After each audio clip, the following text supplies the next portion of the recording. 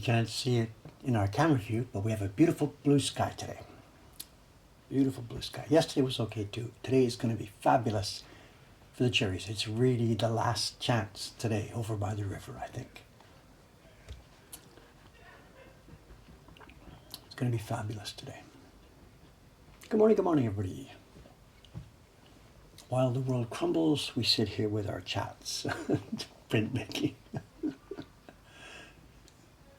Look at this, tourists coming in already, 8 o'clock. They're headed for the temple, I guess, or they're headed for the river to see the cherry blossoms. I don't know, no idea.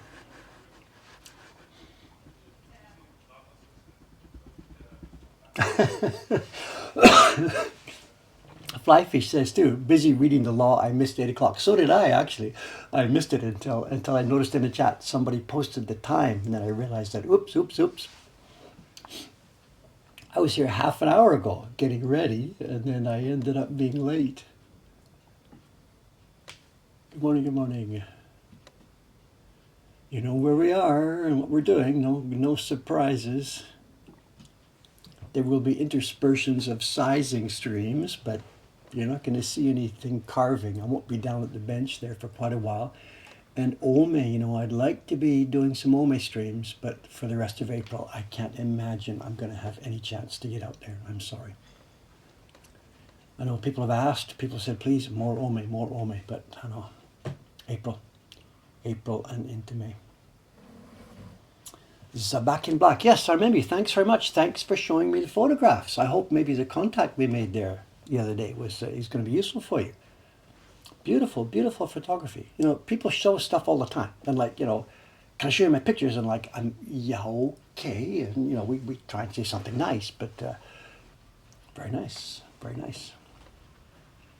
you very much. Yeah, next time we see Ome, there will be fish. Absolutely. They must be there now. Absolutely. I was trying to think too, is there any way in Ome in June, fireflies, there's tons of fireflies out there. Whatever. That's so far in the future now that I can't even.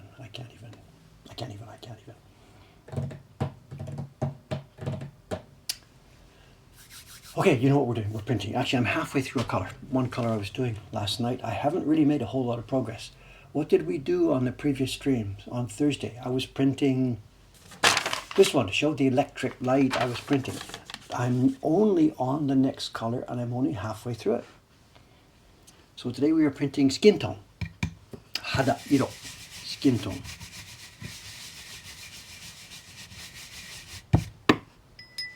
And we have a mix. It doesn't really look like skin tone inside it. It's the pigment we call Bengara. Did I hear a sound? Ishikawa-san should be coming later. She'll be printing today. And Aimi-san is coming. Dei-chan will be coming to print today.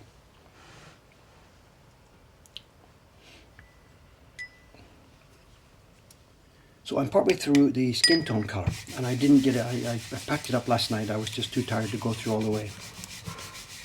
So I packed it up last night. So now, because the block is refreshing, I'm halfway through the color. I need to do another test of this to see how the pigment is going.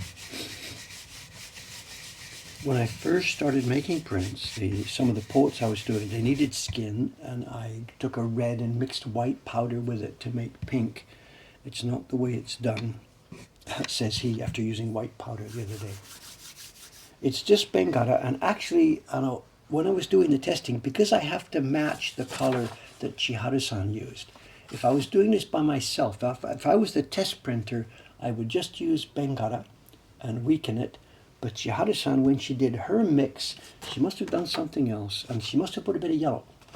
So this is Bengara with a very, very, very small touch of yellow inside. So I'm saying, how did the interview go last Thursday? You mean the Italian people? They just hung around and chatted, and they put a camera in my face, and I talked. There was nothing, no. Just another day at Mokuhankan Command Central, nothing. I have no, they said they're going to drop me an email later on when they have some information on when it might be shown. I think it's probably not something that will be on the internet. I don't really know. I didn't really go over it with them. Greetings from the guy who held you up yesterday so long. You mean the gentleman from Germany? Is that where you're from? Have I outed you here? Greponator. Hey, wait, are you a programmer? Are you a coder? I thought you said you were you had a different job. Or am I confusing it with somebody else?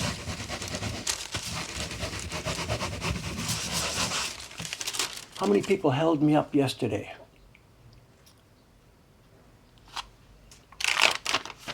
So here we are. This is what we get. The bowl looks like this rusty, deep red stuff, but when you print it lightly, you get a decent skin color. It might look a tiny bit dirty on this fine paper. Let's roll. Let's roll. No, it's the right guy. Okay. Gamer. To me, Greponator is a handle that would be a coder, that what a coder would use. So I wrestle. Last night I was wrestling with grep actually. It was preg match in PHP, and I was screwing it up because I had forgotten to put an escape character in. I wasted about a half an hour last night on that. You don't get error messages. It just simply doesn't work because the match wasn't proper, and there was no error message telling me. Gripes. Yeah, let's not talk about grep. Okay, today's chat. I'm going to be doing this color here.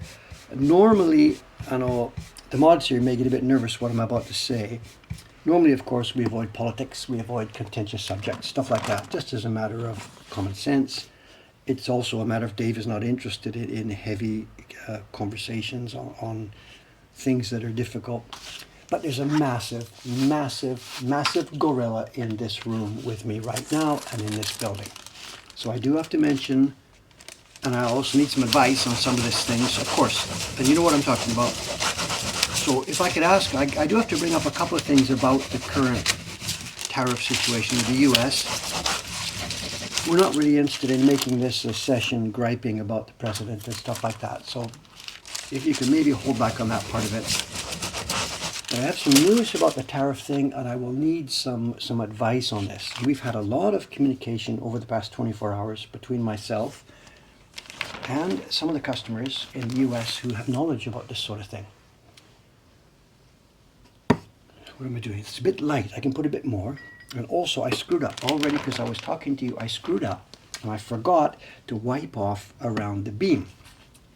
And we have here, it looks like a nice pink color, but look down beside the beam here. I've got tamari. And that will dry a bit darker, and it will kind of spoil the effect of the beam there.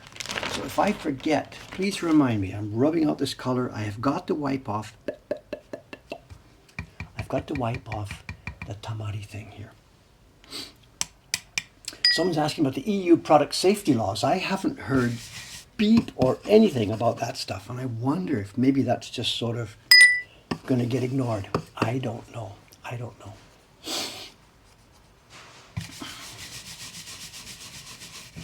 Anyway, the point about this, the new American regulations could severely impact my business and my employment here.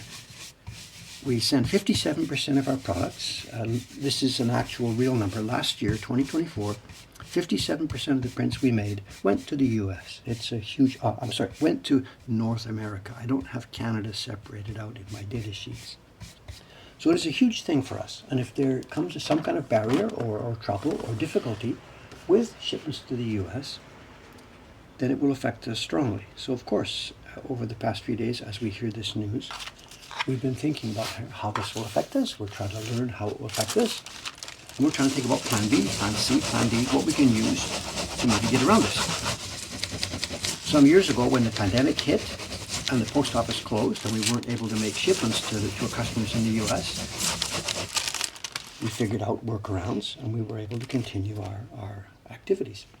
And so it is this time. I need to try and figure out how we can continue our activities. In the immediate short term, there is this thing called de minimis, and it's an exemption to import regulations for lower priced products. I don't know the meaning of the Latin word de minimis. I guess something to do with minimum numbers. I don't know. And it's been in place in the US. It's increased over the years. And in recent years, it's stood at $800. And shipments coming into the US of $800 or less have been free. They've been exempt from import regulations as far as application of tariffs have been. There's a bit of confusion out there right now because the American government has changed the de minimis with respect to China and maybe some other countries, Hong Kong, I think. But it's still in place for other countries. But they have made an announcement as part of the announcements the other day that they will be removing the de minimis for all countries once they get the infrastructure in place to enable them to charge import duties on all the small products. Did I wipe it off? It's a bit late that time, isn't it? Did I wipe it off? And this, if it does go through, would affect us very strongly. Because our prints are small. They're almost all shipments we make are under $800. And they've been free into the US so far, but once de minimis is removed, they will no longer be free.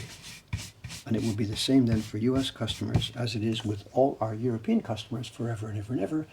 The goods coming in would be subject to duty and or tax of some kind. In the European case, it's really not duties so much, it's what they call VAT, a value-added tax. America, even with the new regulations, still doesn't have a sales tax like that. But they're now going to be applying these tariffs. So on the face of it, all these regulations are bad news for us. The individual packages, once the Commerce Department has got the infrastructure in place to charge import duties on them to the importer, they were apparently going to start charging duties.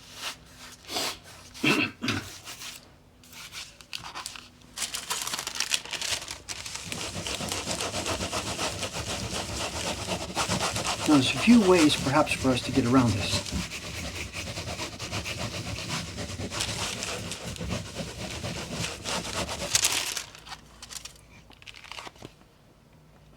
It's coming out okay.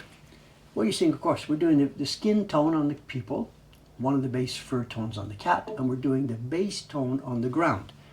I'm not giving away secrets when I can show you later that the ground will have other layers on top of it. Another layer on the cat, shadow on the cat, but we're at the beginning of a build-up here.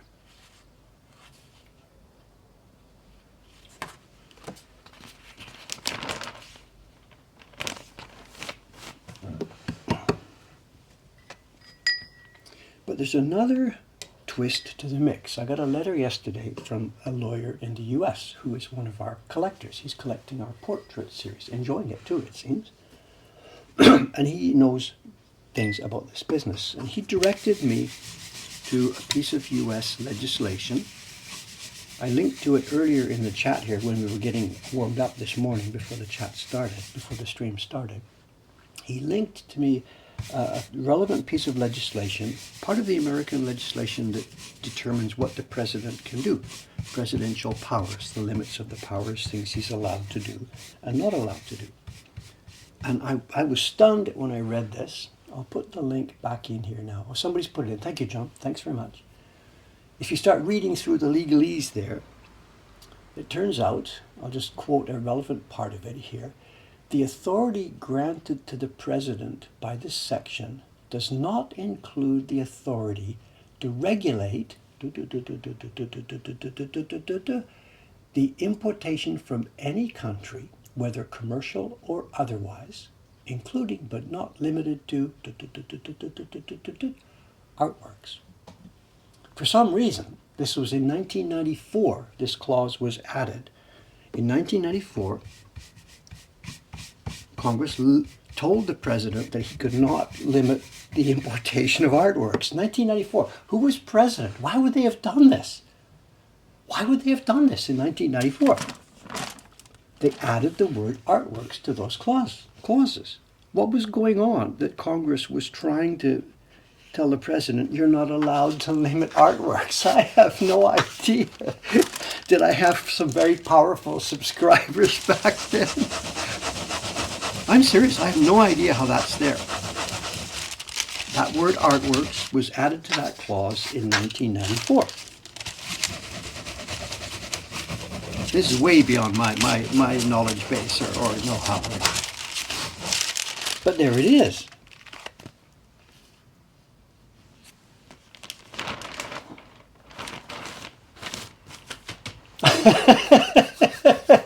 Was it Clinton? Money laundering? I wonder, I don't know. It's a very, very interesting question. Anyway, there it is. Now, is that relevant to this? The current president has announced tariffs on Japan of 24% on everything. But that other clause, the one that we just referenced, says he has no authority to regulate artworks. So,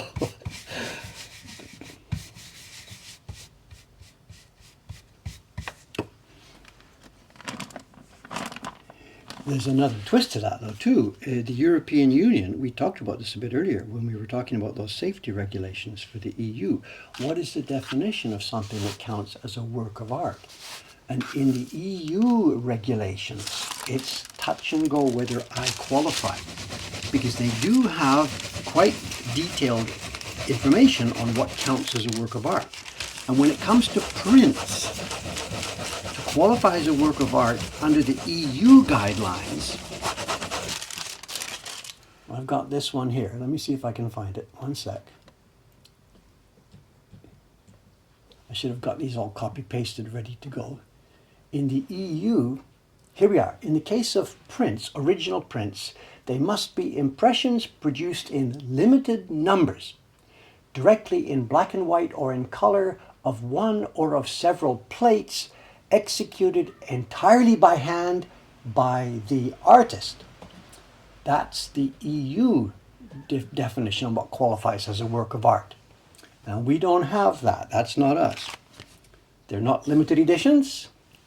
And Olivier and Cécile, who drew this, are not the ones making it. So under those regulations, this is printed stuff, printed junk. It's printed matter. It's a pamphlet. It's an article of commerce. It's not a work of art.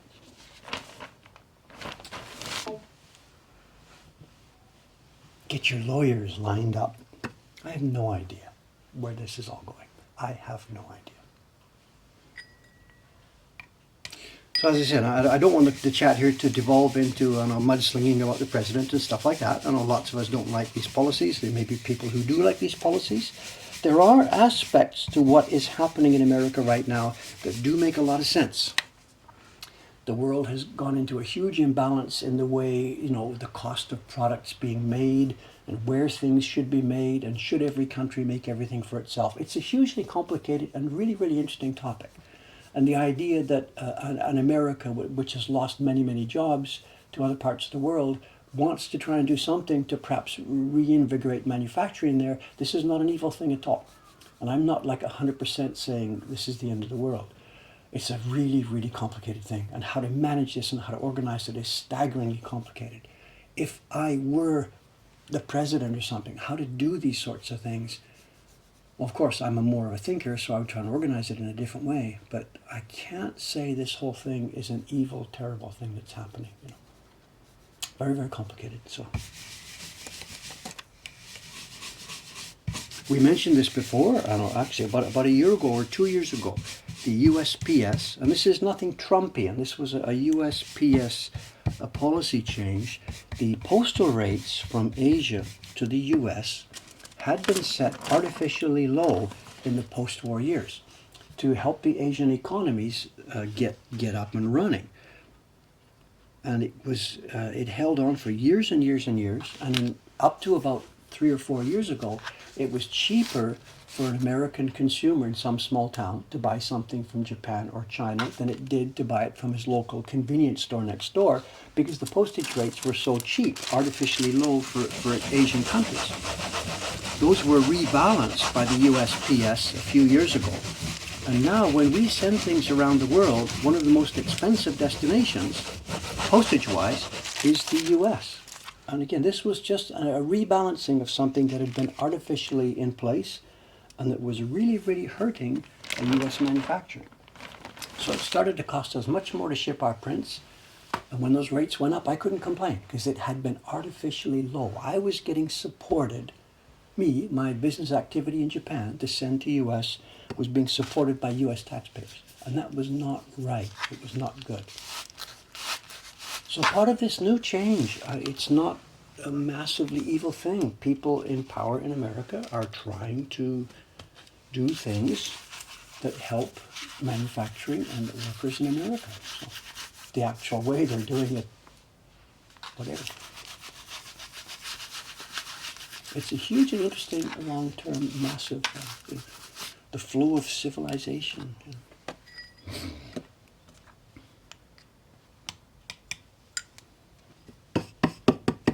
So there's another one, and I'm going down these lists. At the moment, we're under de minimis, we're safe.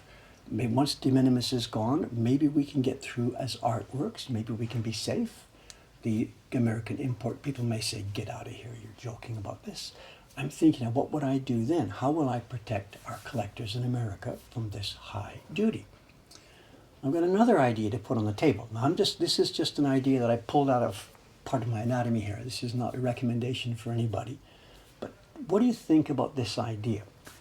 If at the moment we have an invoice. I'm sending a print to anybody over there in America. A woodblock print from Japan, artwork, $55. Boom, there it is. If there's a duty applied, it will be a duty applied on $55. Too late. How about if I did this? Instead of making the invoice say Japanese woodblock art print, suppose I did this. This is a print, imagine this is a print designed by Jed Henry, one of our ukiyo heroes prints. Suppose instead of putting print for $55, suppose I did this. I'm not sure what the exact wording here. Japanese paper print, $10. Intellectual property from Provo, Utah, $40. Jed designed it in Utah. The intellectual property is American. It's not being imported from Japan. Could I call a woodblock print, a piece of paper, $10, intellectual property, $40, and that way the $10 part would be referenced for duty and not the $40 part?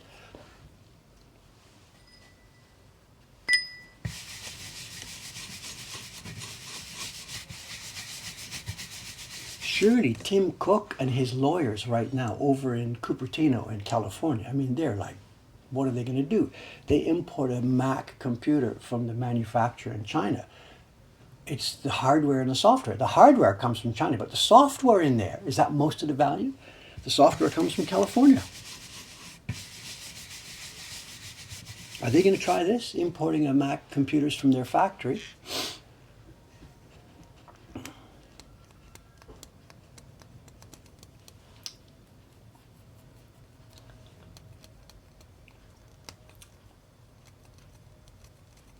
We can't ship to Canada because Canadian import, it costs us a huge amount. Canada has a general services tax, a GST, it goes in.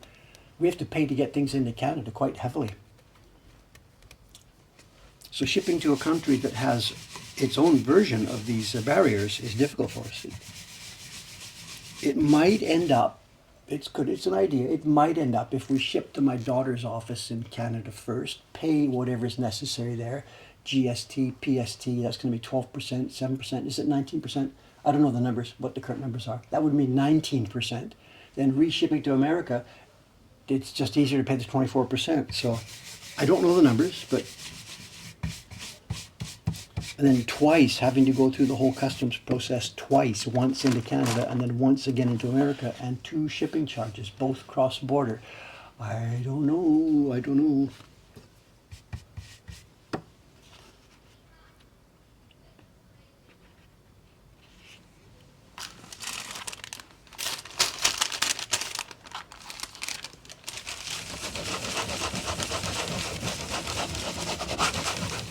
Someone just coming into the chat there says they're an American customer. Dave, don't worry about it, just ship it, they'll deal with it. That's actually easy for you to say at the moment, but we have experience with this, great amount of experience with this with our European collectors, and it's not as easy as you think. Who is it? Sean 8201. Just ship as usual, I'll deal with whatever comes on my end. Sean, here's what's probably going to happen, perhaps going to happen. Invoice to you $55. Get stopped by the post office over there. You have to pay duty on it. The duty will be 24% and then a service charge, a customs and handling charge, minimum $20 per package. So the $55 print now gets a 24% duty, which is what? It's about 15 bucks plus a $20 service charge. That's $35 on top of your $55 print. We're going to lose it. We're going to lose it. We're going to lose it. So thank you for the support. Thank you for the idea, but it might not be as easy as you think. I don't know there will be a service charge. I'm making this up. That's what we get in Europe. This is the history already. When we send to Germany, whatever, they get stopped. They have to pay the import, the VAT, whatever they call it in Germany, plus a service charge. And then also, many of them, that won't be delivered to their house. They have to go to the post office to pick this up. Get in your car, drive to the post office, pay the tax, pay the service charge, take it back home. We're going to lose half of our collectors. Absolutely. Absolutely. Konigami's got experience here. Sometimes charges, sometimes no charges.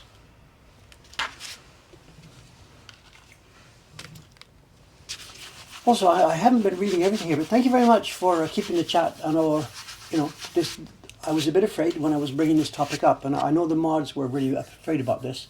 Thank you for keeping the chat sensible on this. It could easily go the other way. Thank you very much. I appreciate the respect. Thank you.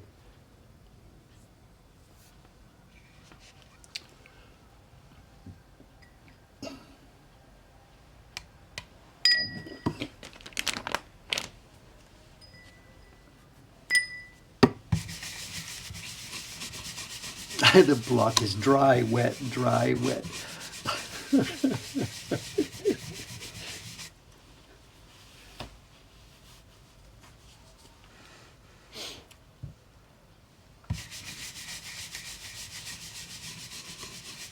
The solution we had during the pandemic, where we shipped in bulk to Jed's place or another place sometimes, we shipped in bulk and it was distributed locally. That really doesn't help us in this one.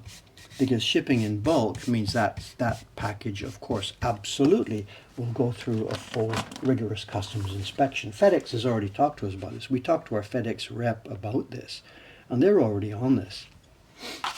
So if we sent in bulk, that means bang, automatically the 24% will be applied, and then we have to ship locally on top of that. So the same solution is not really appropriate for us this time around. Our pandemic solution really doesn't work this time around.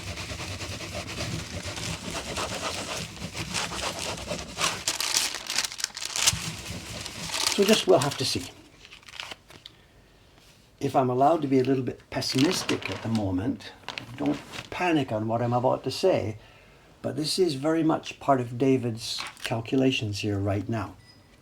We have ongoing problems with Europe with import.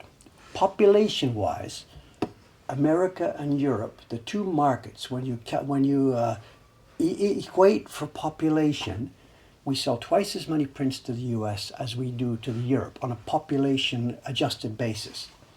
And we know why. There's huge support for our stuff in Europe. They come in and shop all over the place. It's the importation difficulties, the regulations, that cut our business in Europe by half compared to the US. Now, US is apparently going the same way as the Europe. So Dave here is thinking about his business plan for the future, 2 years, 5 years, 10 years, the business model that we use. Doing the thing that we do, small scale woodblock prints on a monthly basis as subscriptions. We've had a golden age for this, but it could be now that little golden age is coming to an end because of the regulations. And there's another big one, of course. Post offices around the world don't want to deal with these small, cheap packages. USPS is fighting this already. Nothing to do with the tariff wars. USPS does not want to deliver small packages. Package delivery, leave it FedEx. Minimum charge $35. So given that, regulatory barriers, shipping barriers, and then behind it, the massive, massive thing that you all know what's happening right now, our printing staff. We have lost, within the last few weeks, we have lost 1/3 of our printing capacity. It's gone, period. And it's not coming back anytime soon. So Dave's thinking about our business model. The shop is full of people every day, all the time, flourishing. Online orders are a trickle because we haven't managed to put new prints into the catalog. Subscription model may be dying. I got to realize this. The subscription model, although it's nice for us to do and we love it and it's been the core of my business since 1989, the subscription model may be dying. And the idea is now on the table and in open discussion here at Mokuhankan that there won't be a subscription series next year. Don't panic, and I haven't decided anything, but, if you were in my shoes here running this organization, thinking about this year and next year and the future, it's possible that you've seen the last subscription series.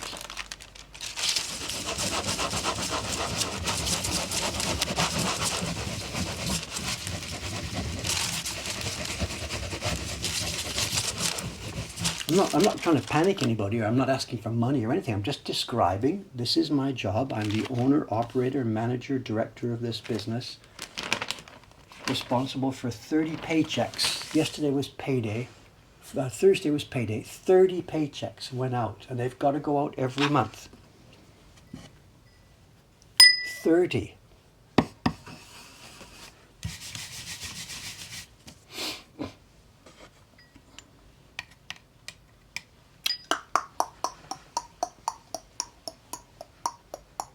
Ain't we got fun? Actually, I do. You know, is it stupid to say this? I like it like this.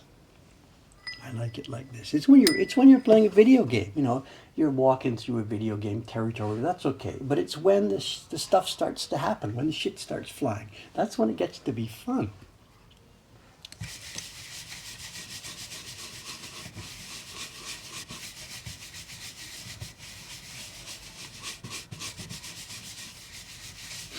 I think I've let go a little bit light. I think I need to add a bit more pink out of here. Someone's asking what has happened that our printing capacity has dropped. Whatever, I know, medical, one of our number one top printer is in hospice. I haven't got any news for you, by the way. I would, of course, let everybody know as soon as I hear anything at all. I haven't. The family is playing it very close at their request. I cannot interfere at their request. I am simply an outsider now waiting for news.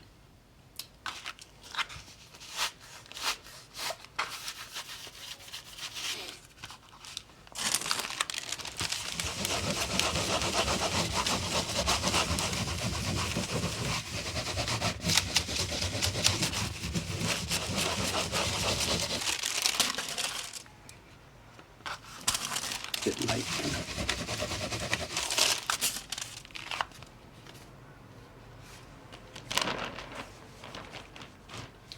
You're joking about the idea here that I'm supposed to be managing this place and this and that, you know, and with all these different problems that are coming up right now. I was chatting in the shop with somebody yesterday about this, and they said, Dave, you should write to somebody over at, I think he said Harvard. There's a business school there, and they're always looking for interesting case studies. You should send your information over to the business school there and have them investigate you as a potential case study.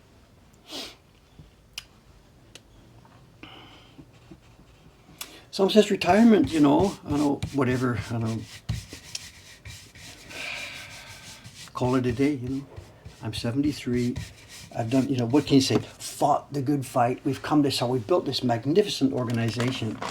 But oh my God, how much longer do I want to try and do this, to fight these fights, you know?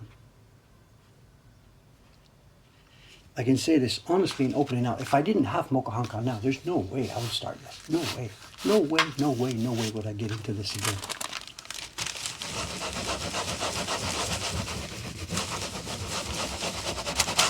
Enough is enough.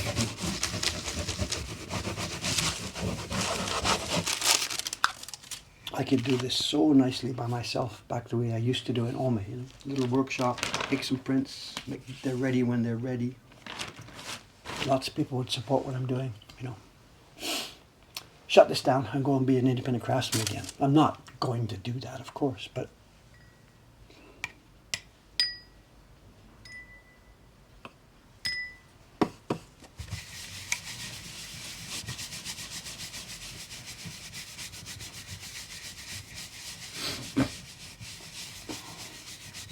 And then this, I hope this hasn't been a dark conversation. I'm happy here. We're enjoying ourselves. We're doing things. This is just what comes with the job, sorting out these things. But we've had this conversation here. Then today it's going to be absolutely chaos downstairs. The sun's shining. The cherries are up. We're in the middle of ground zero. I'll be going downstairs at 10 o'clock this morning. And the rest of the day will be a blast, a huge blast of people coming in, smiling and happy and looking for prints and saying, Dave, how you doing? Can we take a picture? It'll be 8 or 9 hours of total perfect happiness. Someone says 2/3 of the staff dedicated to shipping. No. 4 or 5 people, I guess. I don't know. Depends how you count them. There's 4 people working the Ome Shipping Center. They're packaging prints, physically shipping, taking to the post office, wrapping and packaging and stuff. 4 people over there. In this Suxa building, the second floor, the bookkeeping, customer service, flea market management is 3 people, 3/4. We have one on maternity leave coming back soon. There's another half dozen, 6, 7, 8, 9 people work on rotation in the shop. There's 4 of us are carvers, counting me. Printers, there's 4 in-house now, and the rest are independent workers outside.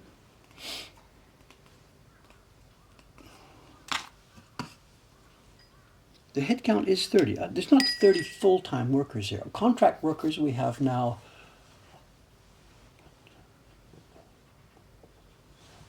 8, 8 people are contracted. I'm legally liable to give them work and to pay them a salary. And I can't stop that. I can't terminate them just like that. The only way to terminate the people who are working is if I shut the business down. If I did close the business, we were giving up, then yes, I can terminate the contracts. Other than that, I can't do that. I have no legal way to not to employ those people anymore.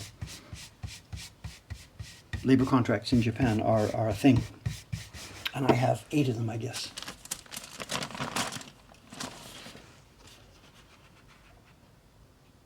The rest of the people are at will. They're hourly workers or piecework workers for printers. So, does redundancy not exist in JPU? Effectively, no. The only way that a person who is a contracted worker could be removed is if they have, like if they've broken the law or something, if they've done something socially reprehensible that they shouldn't be associated with the company anymore. Being not good at your job or something, or being incompetent, is really not the thing. What you're expected to do as an employer, if the person isn't working out well, you're supposed to shift them to something else and find something else for them that they can do. That might be easy to say in a Toyota scale company. Oh my God, move them over there by the window and give them a newspaper or whatever. But we can't do that, of course.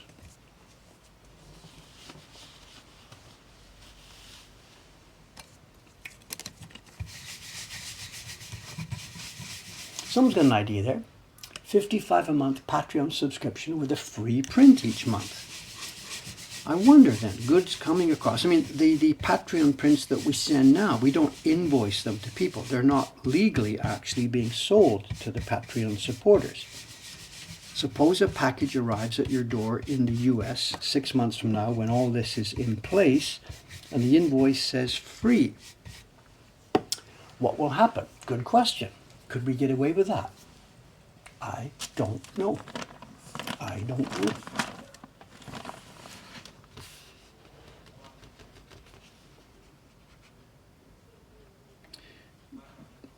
And when I was an importer in Canada, when I worked for the music store, my job was the main import guide of goods from the US. I learned a lot about this. And there's a thing called FOB, free on board.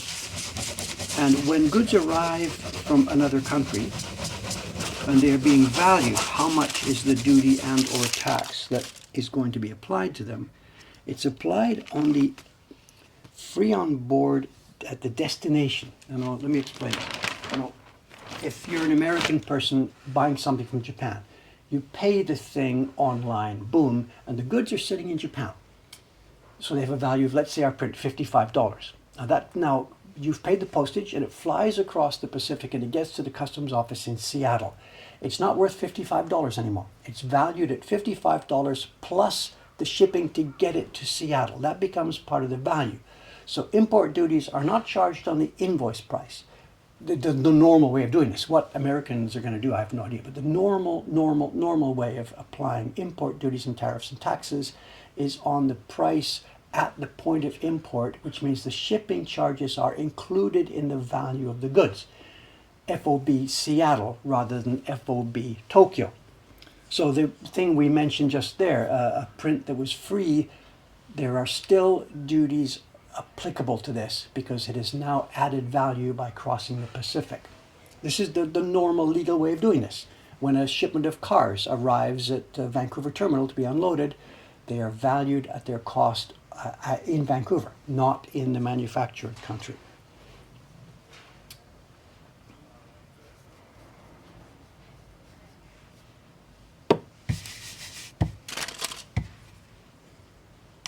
And also, will they just simply accept zero as a value? I mean, of course not. These days, we still get requests from customers who have bought something online and say, Dave, there's a heavy duty in Germany. Please put the invoice a zero, mark it as a gift or something like this. Now, I get their request, but not only are we legally not allowed to do that, and if we were caught doing that, we're in big trouble at this end. But we can't physically do that because the Japanese post office ties into our invoicing software. And the Japanese post office system sees the actual invoice price that is on our invoice. When you've bought something for 10,000 yen, the Japanese post office picks up that value from our invoicing software. We can't fudge this, not without getting in deep trouble with the tax authorities here in Japan. So people that have requested, Dave, please fudge the value for imports, we say, sorry, I can't do that. Not that I won't do that, I can't do that. Neither legally, nor morally, nor technically.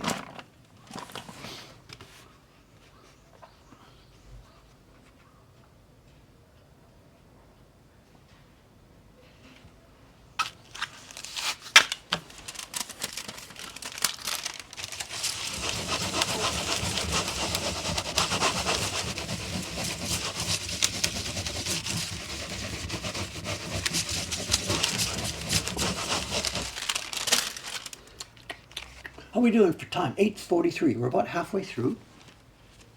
Halfway through the time. Batch, what have I got left? I have, it might be working out just right. I've got 10, 20, 25 sheets left.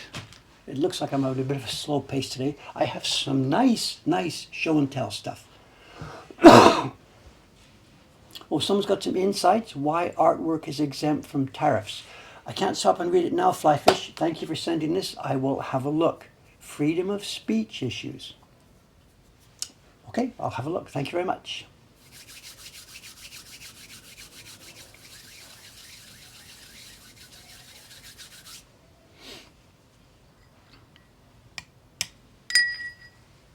Getting a bit too dark. I put too much Bengara in that last one.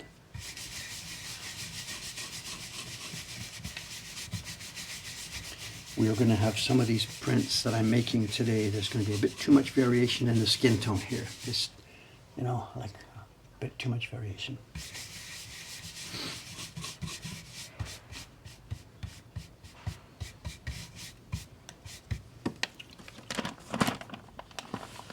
Also, thank you again for the chat today. I had been afraid bringing up this topic that it might be really difficult. And thank you very much, community, for what I can see so far of the sensible aspect of this chat today. Thank you very much. It could have gone the wrong way. I very much appreciate this. Thank you.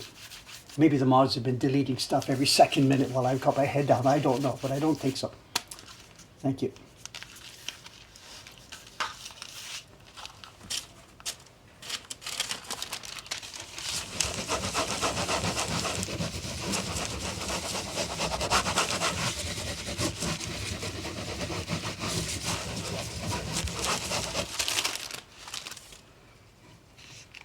Yeah. choco eggs for everybody too, or a group chocolate egg. I should have prepared a big one. Here's a group egg for everybody. Thank you.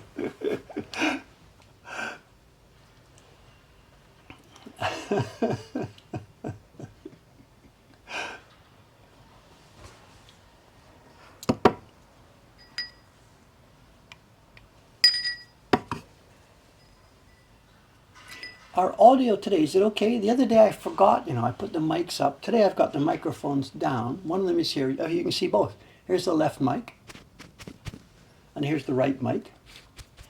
I guess the audio is okay. Thank you. The outside camera does have audio on.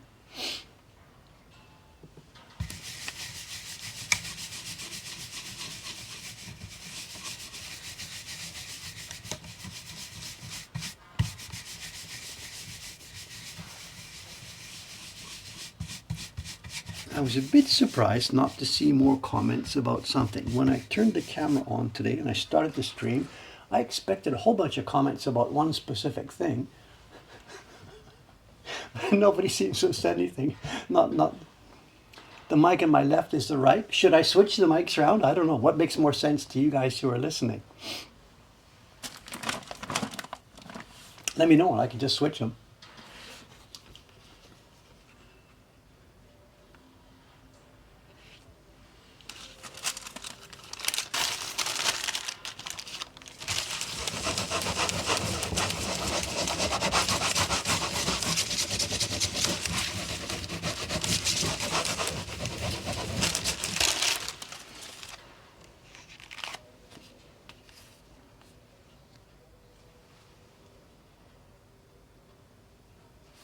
You can see now how the light beam is going to work. So there's more colors coming, but you can see the light beam now has a white streak down each side of it. Let me hold this a bit more steadily. Sorry, just a second. Those of you who were here when we were doing color separations on this print, remember the white beam at the side, each side of the light beam. How much I struggled with that.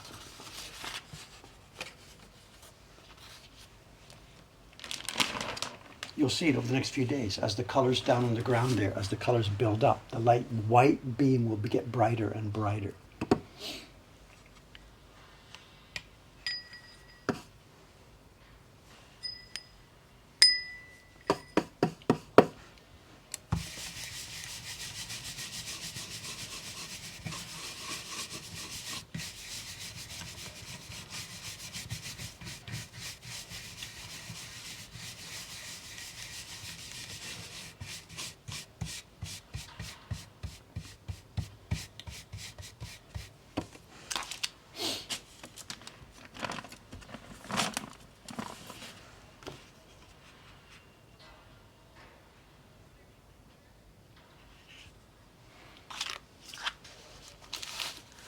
Yeah, for us, missed. We played it on an old Mac Performa, a vertical. What was it called? It's one with the Sony Trinitron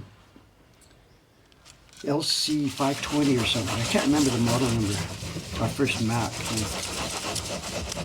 Tiny, tiny little color screen.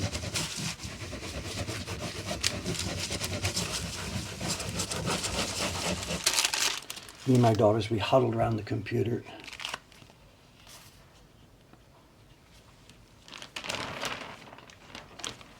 Would be, I don't even know, 1995, somewhere in there, I don't know.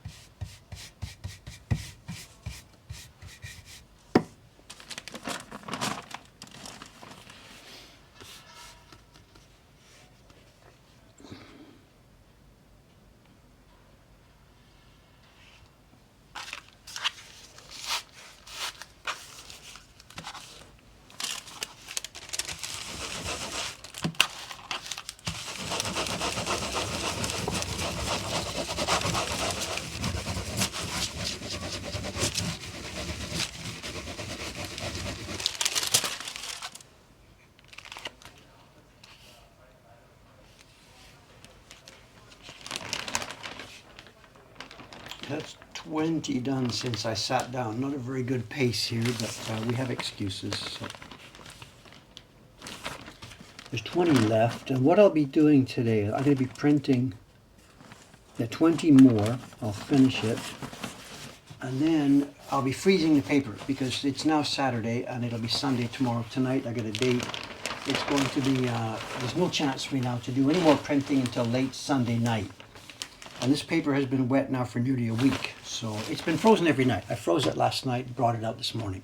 So after the stream today, after I finish these 20 sheets, I'll be freezing this paper until Sunday night.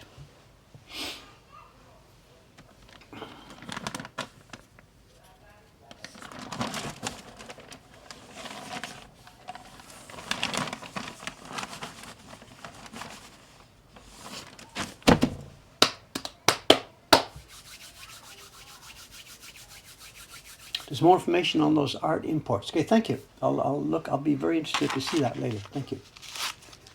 Whether we count as art or not, or whether the customs dude in Seattle airport will care when the package arrives from Japan, I don't know. Just see what happens. Excuse me.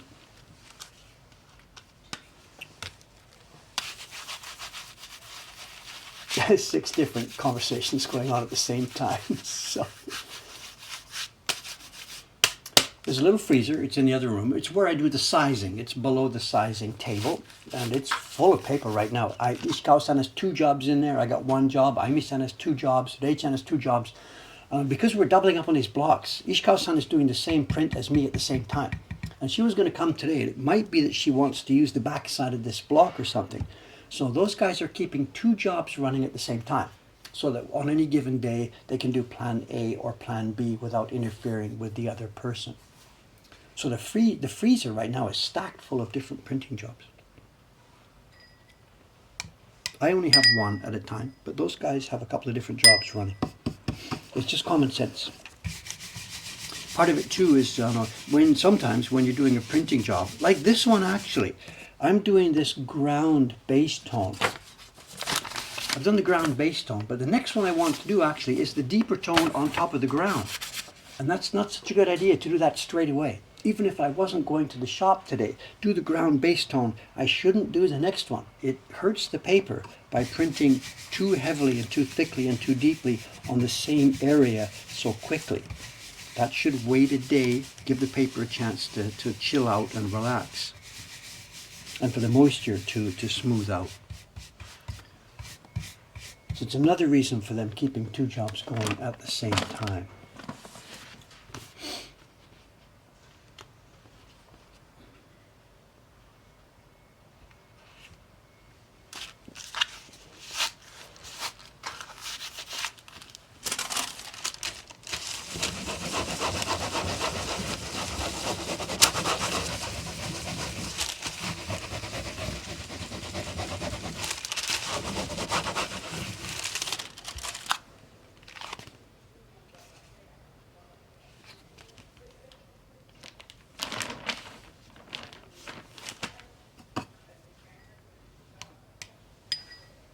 Time, 9 o'clock, we're okay.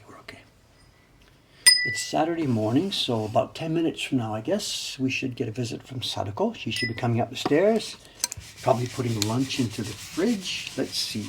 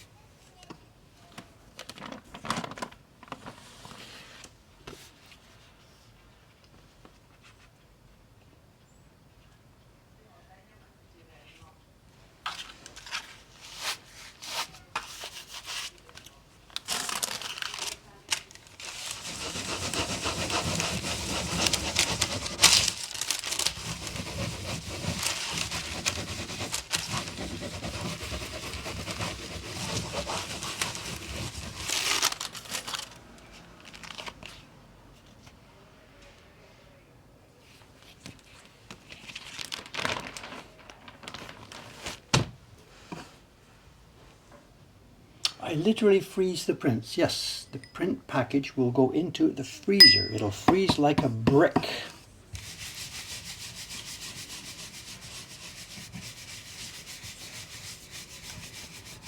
We're trying to minimize the chance of mold developing. The paper is a very much organic stuff made from plant products. We've covered it with glue made from plant animal products. We're rubbing on pigment. The paper is moist from the start to the finish. When the weather is warmer in summer, there's a huge risk of the prints becoming moldy before they are finished, or developing incipient mold that would then grow over the years after the prints have reached their final destination. So we freeze it. We freeze it every night. And as far as I can see, I can't see microscopically molecular level stuff. It works. It doesn't harm the prints at all. It certainly cuts back on the risk of mold. The paper comes up every morning. It takes about an hour or so to defrost naturally. And the paper comes up beautifully soft and smooth every day.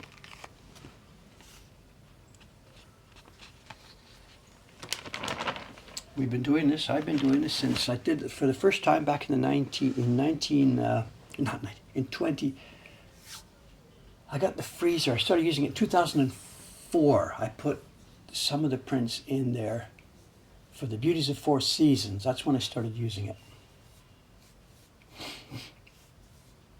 It could be damaged. One thing I was concerned about, when you've got something moist and you freeze it, the water expands, and maybe the cells in the mulberry fiber got broken by the freezing.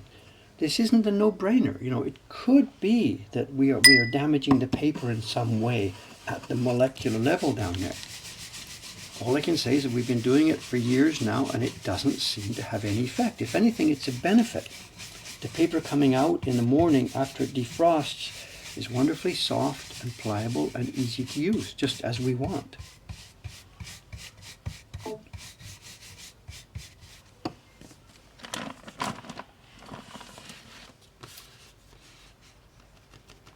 Is there a final mold protection? No, we don't use any specific preservatives. When I first arrived in Japan in the 80s, I would visit printers. One specific one, I can use his name, it's okay. I visited the Tenji Seki in Hachioji. And the first day I went to his house, I was stunned. I got to the genkan, rang the doorbell. His wife came to the door. She opened the door, and I was staggered. The air wafting out from the house, it was like a hospital. It was formaldehyde. They were using a substance called formalin, which is a liquid mix with formaldehyde inside. And he used so much of it in his work. His water bucket was full of it. His mix, his pigments, everything was full of formaldehyde. When you walked in the house, my eyes started to water. They were kind of used to it.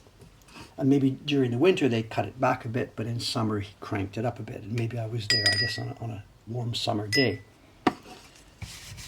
And he's not the only one, lots of them. I know I followed his instructions for a while. I used formaldehyde, formalin, under his instructions. To buy it, I had to go to the police office first, show them my reasoning, why I wanted this substance, and they gave me a little paper license for it, which I could then take to the drugstore. Because the drugstore didn't sell the stuff to just anybody who walked off the street. So I had to get clearance from the police office, the local police office first, by showing them what I was doing. Did Seki-san get cancer? No, he died of a motorcycle accident, a little motorbike accident, a scooter. He was coming home late one night from a get-together. He maybe had been drinking. I don't know. I didn't see the police report. But within a block of his own home, he ran his scooter into the back of a parked car. And that was that. He must have been scooting along pretty heavily. That was the end of Mr. Seki. He was an interesting guy. Very, very interesting guy.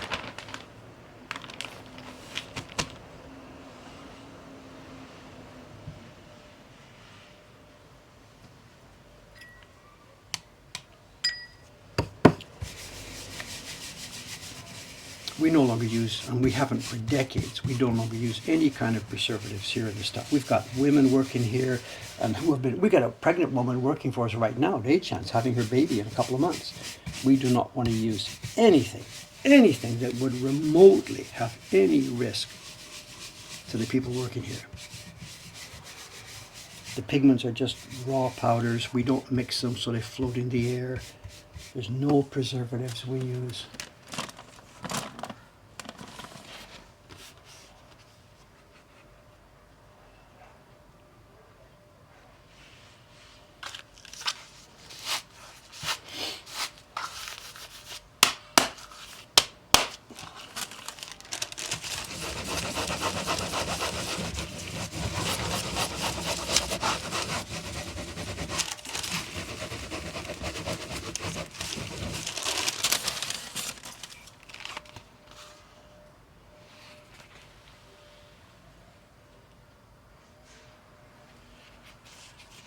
Does Numabe do any work for us at the moment? No, we want him to. I phoned him again the other day. Numabe, I got some time. He just laughed. Ha ha ha ha ha ha ha. He's working mostly for 2 people. He does all the Yoshida printing these days. He and his son together, they do the Yoshida printing. He also works for Shobisha, one of the companies who has Hasui blocks left over from pre-war. Whether Numabe is still doing printing for Paul Beanie or not, I don't know. He was Beanie's main printer over here for many, many years. I don't know if they're still doing that. I have no I'm not in that loop anymore. So I don't know. But we've asked Numabe-san, can you do some work for us? And he just laughs. Impossible. He is booked.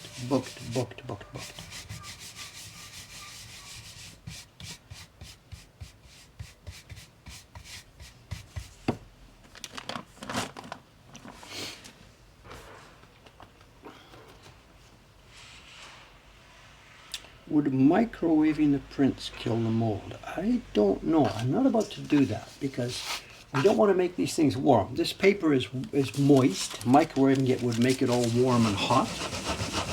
That would perhaps help the developed mold. I don't know.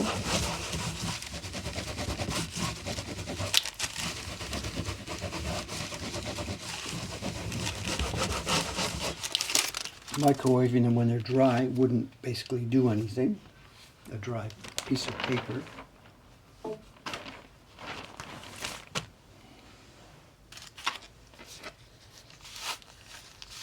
Someone says the street is so empty. Well, just not for long. Not for long, not for long. It's going to be very, very busy out there today.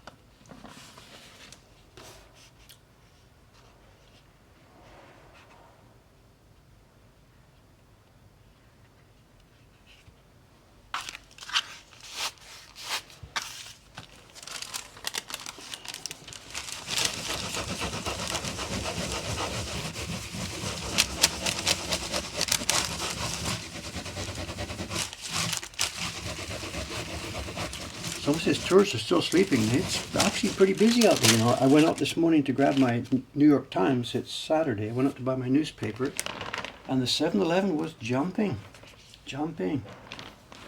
Tourists are there, loading up on breakfast, getting their egg salad sandwiches for breakfast at the 7-Eleven.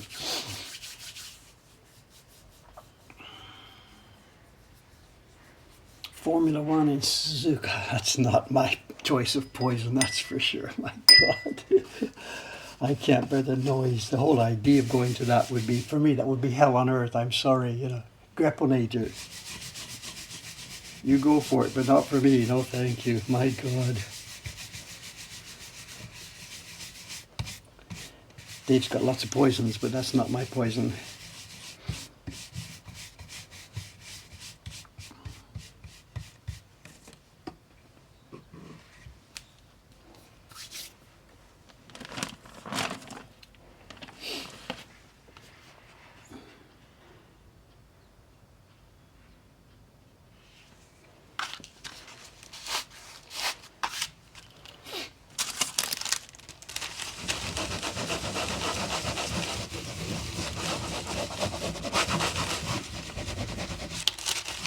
hear sounds on the staircase. It must be Sadako coming up. She's early, 9:05. Oh, the trains have changed. On March the 15th, JR East put out a Shindaya, a new schedule.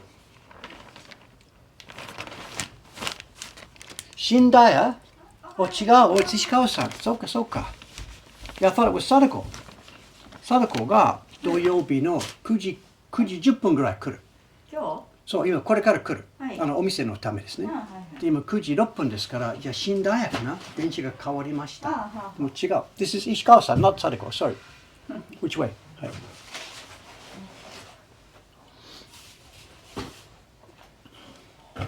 今日真鶴かな。はい、そうです。矢印があったんですから。そうそうそう。Okay、はい。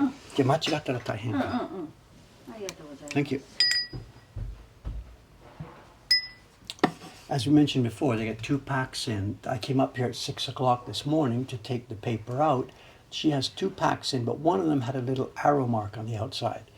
So I thought that must be the one she's doing today. And it's the Manazuru Harbor picture that we talked about earlier in the chat.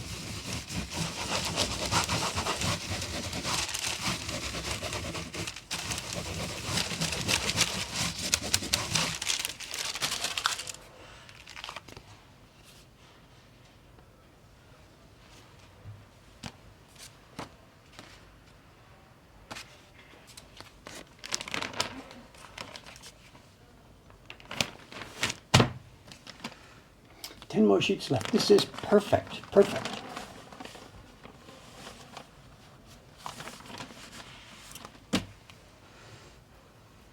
Before I started streaming that, I listened to music while I worked. When I was back in my own workshop, yes, always. This is not my workshop. It's not my printing bench. I'm a bit homeless these days. But when I was an independent craftsman, quietly working in my own home, yes, I used to listen to music. And or radio. I had a thing called Ustream. Not Ustream, it was not Ustream, what was it called? It was a coax cable that came into the house and brought, different channels into the house. It was I forget what it was called, not Ustream. something. Before the internet, yeah, it was a content delivery service. It brought radio channels from around the world.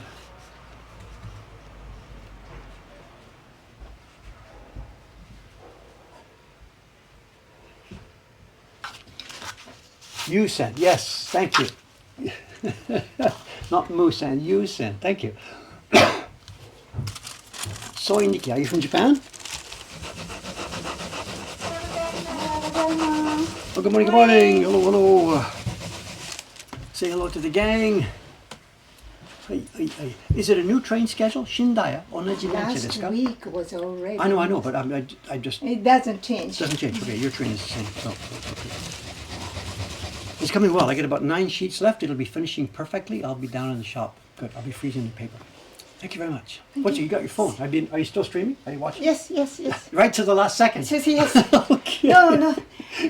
Huh? I'm going to stop listening when I start working. Yeah, of course. Downstairs. Well, whatever. Hey, you do here. Just have a look. Chat. Good morning. Good morning. Good morning. Nobody's speaking. Oh, here we are. Konnichiwa in Japanese. Konnichiwa. Ohayou gozaimasu. Hi. Thank you. So see you soon. All right. Thank you.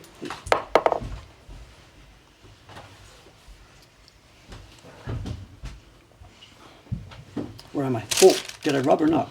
What did I do? Let's try.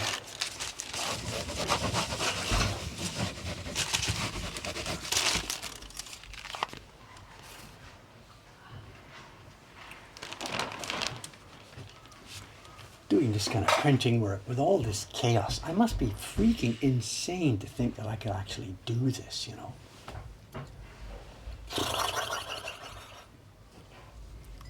A real Japanese craftsman would really,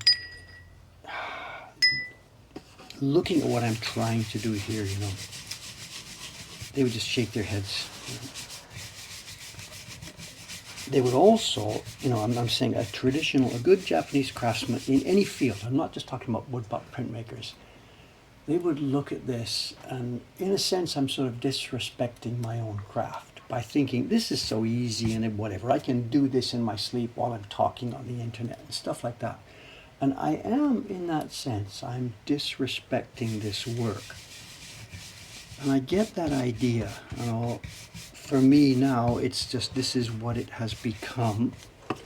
And I'm certainly not doing this in a pretentious kind of way, pretending that I am a deep, reverent craftsman, ringing the bell and communing with the gods while we make this stuff.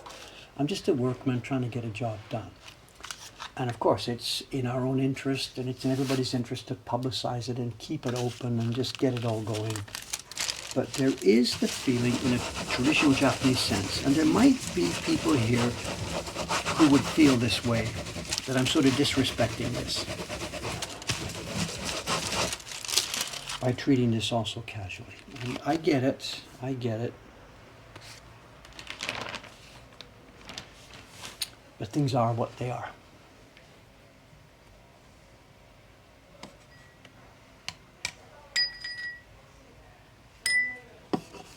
You know, who am I to start showing traditional Japanese woodblock printmaking and the people watching are talking about Formula One drivers? I mean, like, really? I mean, come on.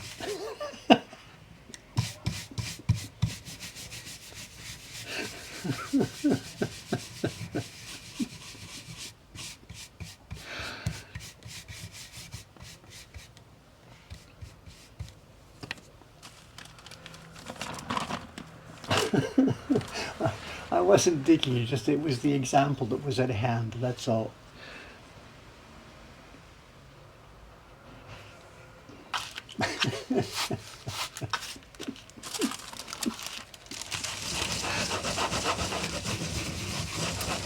You could have told me back in 1986 when I came here to Japan to do this, you know, if you could have shown me a movie clip from 40 years in the future today, if, you know, the 40-year-ago Dave who had arrived at the airport, if you could show me a clip of what we're doing today, just whatever. Just whatever.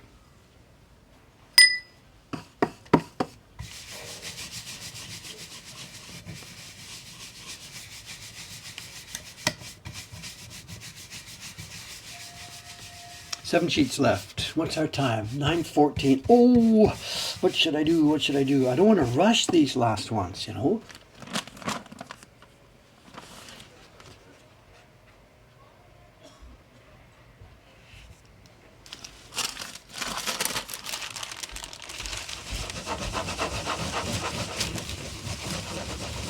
You'll have your own TV show. It's not quite what you expect, though. So. Do the printing. Yeah, I know. Do the printing. Okay. Count down with me. It's 4. 6 left.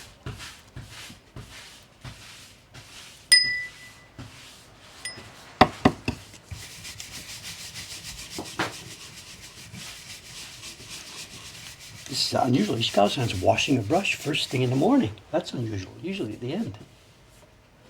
And 血をハケ使いたいんですか？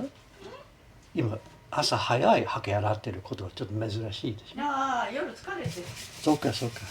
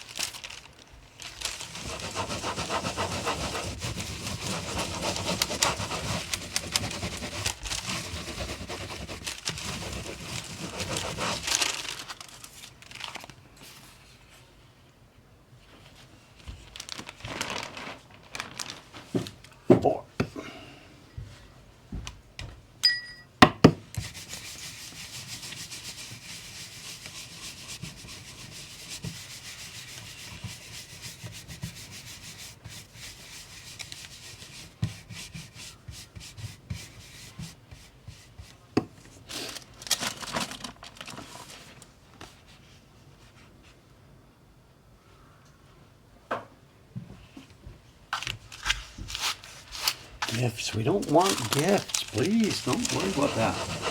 People visit, you bring one thing only. Bring a smile.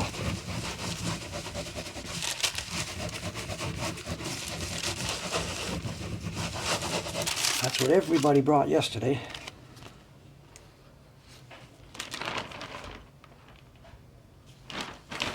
Three.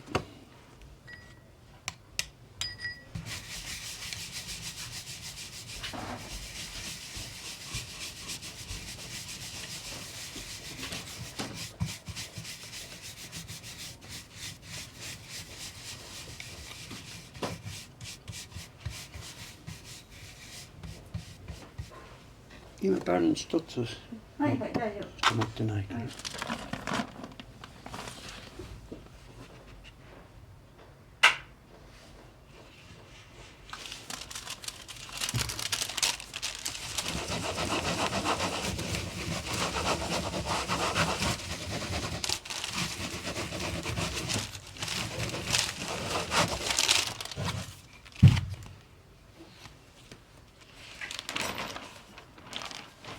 Two.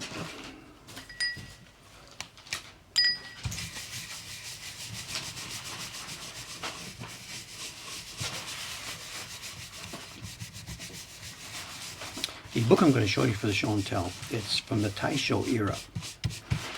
And when I first heard about this book, I was puzzled by it. Is it really woodblock printing?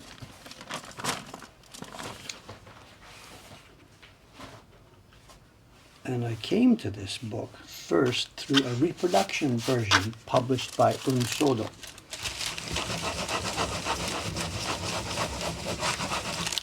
I was a bit confused. The version by Unsodo is mechanically printed. It's not actually a woodblock book, but it's based on an original that it says was woodblock.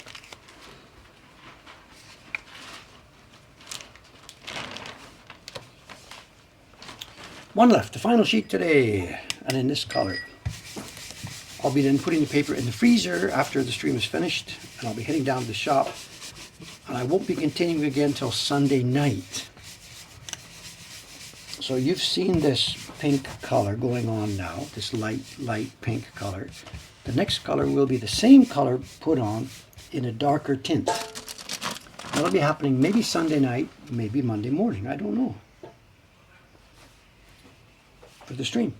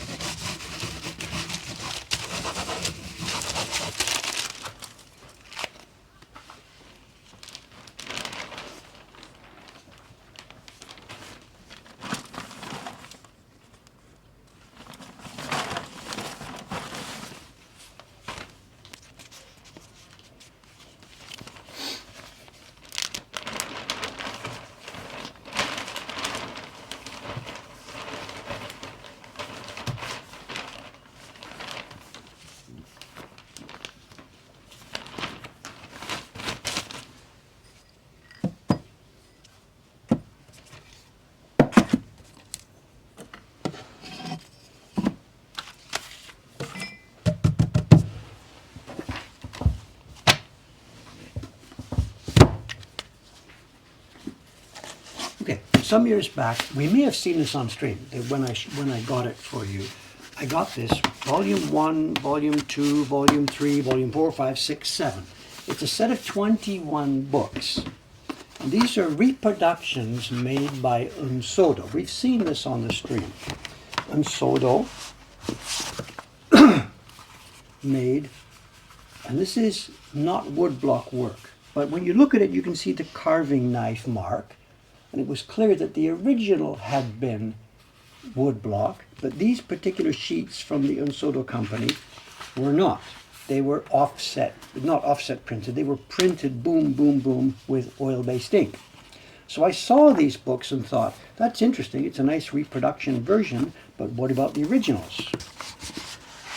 The originals come from the Taisho era, and for the first time now, I have in my hands one of the originals. So I now understand how this all worked. The original looks almost exactly the same. Let's put the camera high and focus down. Whoosh, camera up.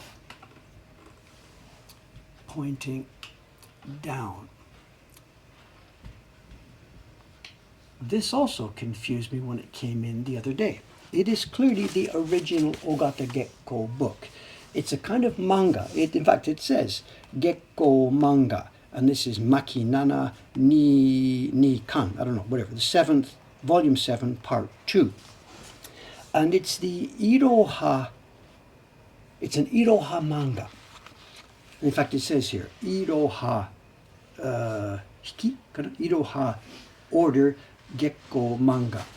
And what it is, it's an encyclopedia, just a manga, a bunch of pictures of all kinds of stuff from every level of society. And there it says Iroha, that's the ABC. A typical book in English would be arranged by ABC, words starting with A come first, blah, blah, blah, blah, blah. In Japanese, in the old days, Iroha, ni, ho, he, to, chi, di, nu, du, wo, wa, ka. This was the alphabetical order. So this book, volume 1, would have started with words and objects that started with E. This is volume 7, part 2, and it's starting with the, it's E no bu, here, Hi. This is the Hi no bu, words and objects starting with the character Hi. And anyway, the production of it, this also confused me. When you look at it, it looks just like the Unsodo version. This black is not sumi. This black is ink. It's oil-based ink. It's deliciously thin gampi paper, and it shows the same thing. You can see in many places clicks and pops and chips of the carving knife. It has all been carved, but the entire book is printed in oil-based ink. And in Gekko's time, this was very common. Magazines and stuff, you've seen the magazines that had the kuchie at the front. Magazines of that time, just like this, which had a woodblock printed kuchie at the front, woodblock carved and printed, had illustrations in them, like this, which were carved on wood but printed together in a printing press with all the metal type. So the idea of carving on wood beautifully but printing with oil-based ink, that was how magazines were made in that era. And Gekko's encyclopedia, his manga, clearly now I see is done the same way.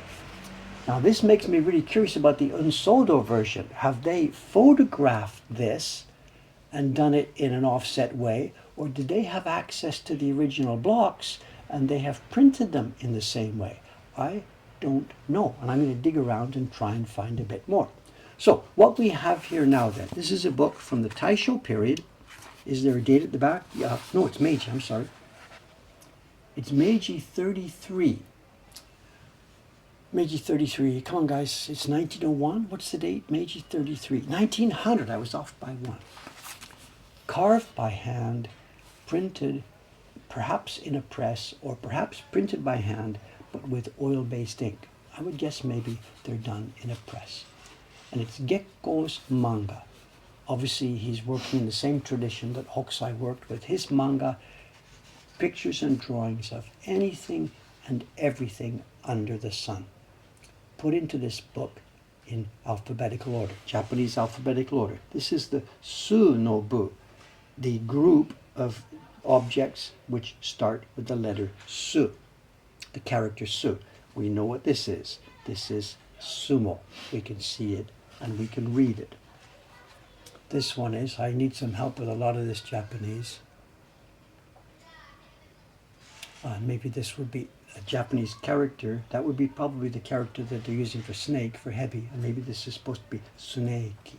I don't know, I'm sorry. Great way to study Japanese. We're still in the Su group. So what does this represent? They're beautifully carved and drawn, you know. It's an absolute glory to study this and look at this. If I were a carver, if not a businessman, if I were just a carver, carving every day, get up in the morning, do it, and finish off every day. I would have loved to carve this book because every day you have a new thing, a new object. Gecko's done different kinds of brush strokes. You've got foliage to do, people to do, kimonos to do, animals to do, objects to do. It would have been so much fun to work on the carving of this book. There are 21 volumes in the set, 7 groups of 3 each.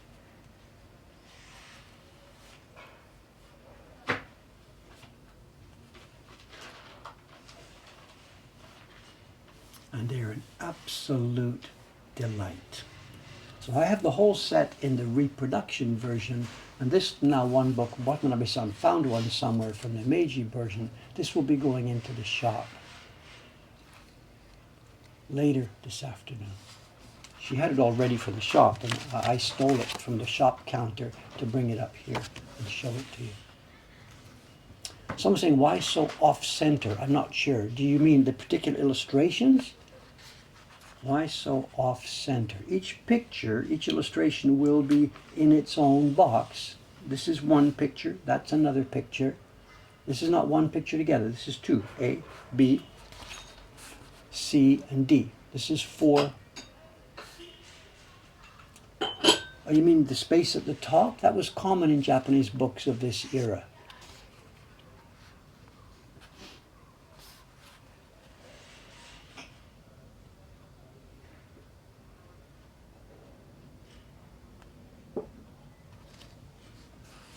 Such a treasure.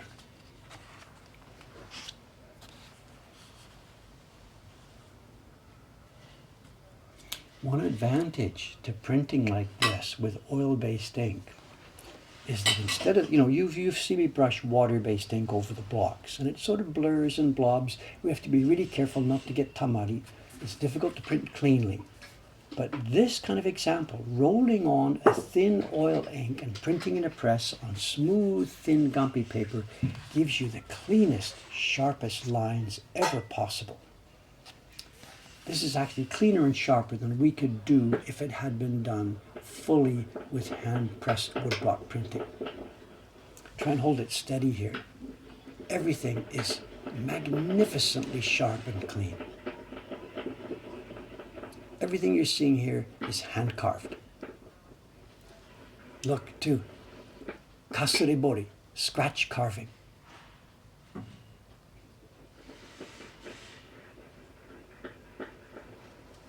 Someone's asking if I show how the book is made. Yes, each print, what we're looking at here, this is one woodblock print. The 2 things you see here were carved on one wood block, and it was printed as a single flat sheet of paper. It was then folded backwards with the print on the outside, and they're bound, of course, with string in the center. So what you're seeing is half of a print. That's the other half of the same print. And it's thin paper. To do the binding, what they've done, the gampi paper is so thin.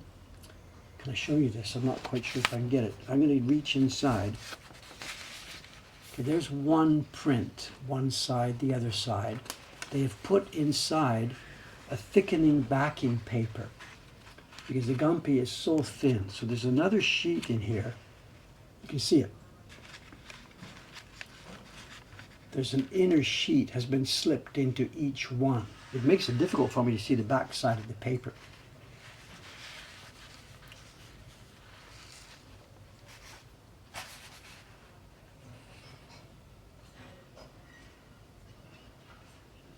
What a treasure this book is. Absolute treasure. I've got 21 volumes of this.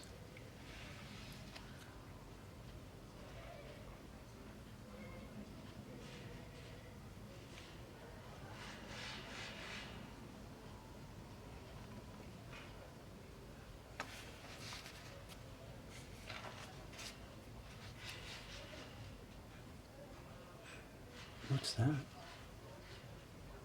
Can't even recognize what we're looking at. What is that? Is that a beehive hanging up somewhere? Very old-fashioned kanji here. I really can't read a lot of this. I'm not going to ask Ishikawa-san because she maybe can't read it either.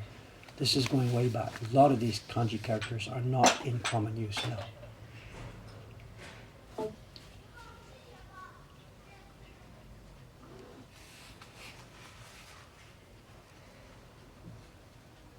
Again, they're in alphabetical order, not thematic order. So it's everything and anything under the sun.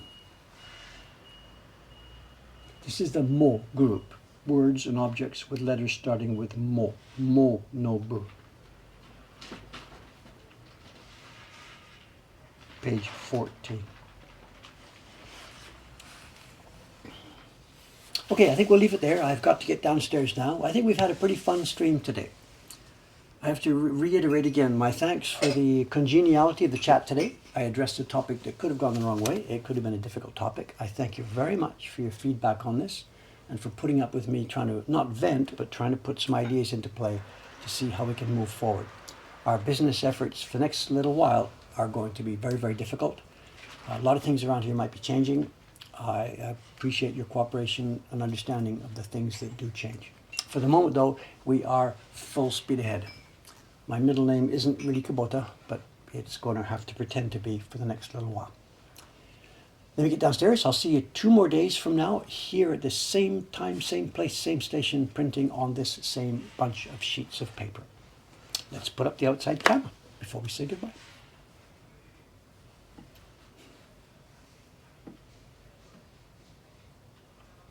Now full sunshine on the street. It's going to be a fabulous day. We're in the middle. We're between 2 of Tokyo's biggest cherry blossom zones. Ueno Park to the west of us and Sumida Park to the east of us. And as far as I understand, the cherries are still good condition. Shall we, Ishikawa-san? Sakura wa mada okay desu ka? オッケーですね。 Mada okay desu ne. This is the last chance, desu ne. Dorichi. This weekend is the last chance to see them. Okay, guys. Thank you again very much for the community. Thank you. Signing off. 3, 2, 1, and down we go.